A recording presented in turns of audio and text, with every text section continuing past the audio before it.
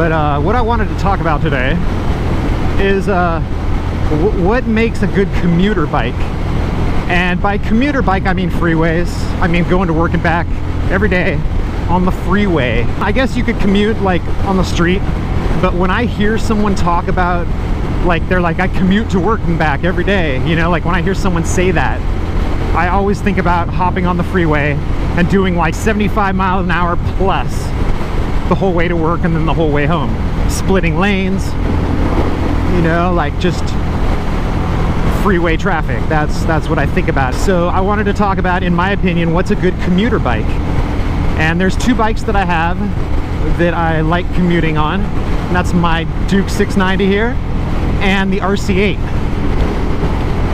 And they're two completely different bikes, you know, like totally opposites. But there are things about both of them that I like and dislike about commuting on them. And so let's start with the Duke. The things that I like about the Duke is, first off, it's the upright sitting position. That is, I think if you are looking to buy a bike specifically to commute to work and back on the freeway, it should be an upright. It should not be a crotch rocket. And which is the dislike about the RC8, is the position of the RC8 that you're in being hunched over. It makes it difficult to look like behind you when you need to change lanes. That's really the only dislike that I have about the RC8, is it's just really hard to turn your head, you know, because your shoulder's in the way. Where when you're upright, you could turn your head no problem and you can look if someone's there and you could change lanes and it's like no big deal. That is like the number one thing for me. It's like, if it's a commuter bike, it should probably be an upright sitting position. And then the second thing for me, since I'm in California, we're allowed to lane split. So the thing that I don't like about the Duke, and I do like about the RC8, is the bars. You know, the actual width of the bike. And this bike's a lot better since I put the folding mirrors on there instead of having the stationary mirrors. And if I had like an OEM style mirror where it comes off of the mounts there, it would probably be a lot better, you know, because then the bars would just end like that. But how it is right now with these mirrors, when I get into traffic, I can flip them in like that, and then it's pretty much, you know, it's like flush with the end of the bar pretty much, and I don't have to worry about, you know, basically like if my hands fit, you know, then I'm good. You know, like I see these guys, they'll be like on a BMW, like one of those big GS's, and they'll have the bags on the back. And I'm thinking to myself, like, how do you, like, I wouldn't want to be doing that, you know, because it's like, say, like, if the bags are wider than your hands and you just barely make it between a couple of cars, but then the bags, like, hit the cars, that's no good. I don't want to be responsible for messing up anybody's car, you know, like while I'm splitting lanes. I don't want to do that. Those are the two main things. You know, I mean, I guess the number one thing is, can you make it to work and back on a tank of gas? You know, like if you can only get like to work and then you got to fill it back up, and then like on the way home you got to, you know, I don't know, it's,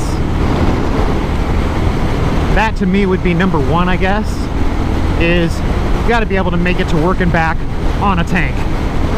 Like for me, I work 25 miles from work, so usually by the time, like basically like exactly 25 miles, like by the time when I get back home, I'll look at my odometer and it'll be like 50.2 or 50.1. It's like almost exactly 25 miles each way. So, and most bikes will go 50 miles on a tank of gas, you know, I mean, even the Beta will go 50 miles on a tank of gas, that's no big deal.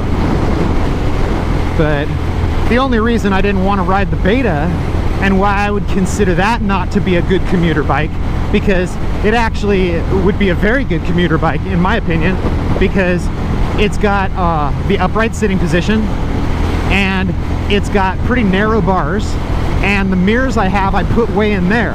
So it doesn't have an issue with mirrors like this bike has.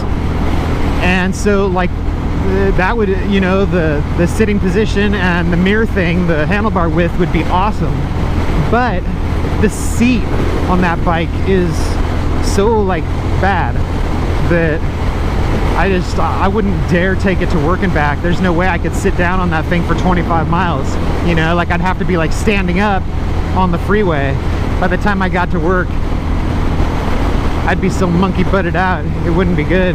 The second reason why I wouldn't ride that, why I don't really want to ride that bike to work and back, is I don't want to flat spot the back tire, you know, which will happen with these softer tires being up on the freeway. Yeah, so there's more to it than just the sitting position of the bar width. You know, there's maybe put like a one of these throttle locks on there so you could like rest your hand like while you're commuting. There's just different little features that I think if you commute on a daily basis you're gonna want. Like on this bike, another drawback is it doesn't have a windscreen, you know, so you kind of get beat up by the wind a little bit more than you would if it had like a windshield on the front of it. That would probably be better. So there's a lot to consider, I guess, a lot more than I've first made it sound like. But to me, the sitting position and the bar width is like the two major things that I notice when I'm going through traffic, when I'm changing lanes or when I'm splitting lanes. So that is it, I guess. That's pretty much all I had to say. And I will talk to you guys later. Let me know what you think in the comments, and I'll see you next time. Peace.